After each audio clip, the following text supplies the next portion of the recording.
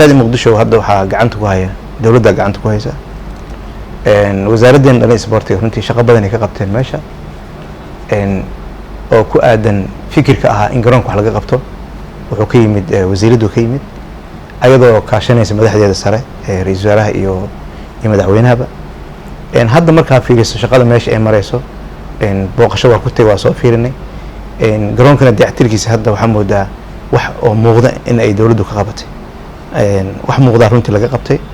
annagana hadda waxaan sugaynaa xilliga ay gabagabayn doonaan dayactirka ku socda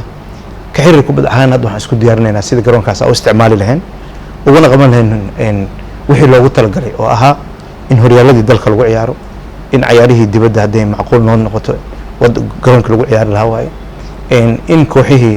ay helaan haddii horyaalka aan shalay ku wadnay hal garoon ama laba garoon saddexda daahirna waxaa micnaha si habsameyn noogu socon doona tartamada xiriirka uu badin lahaa ayaa suurtagal u tahay haddii garoomada bataan tartamada badanaya horyaalkiina wuxuu noqonayaa waqtigii uu socday waqti ka gaaban noo socon doonaa haddii horyaalka la dhigi jiray usbuuc 5 maalin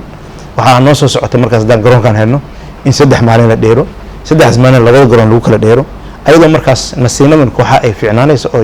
wiigii in fiican ay nasanayso tirada ciyaaraha la dheeraan ee badan doonaan marka garoonka faa'iido badan ku fadhiyaa waxaan hadda suugaynaa markii ay gacanta laga qaado inaan annaguna u diyaar garowno sidii ciyaaraha ugu abaabul lahayn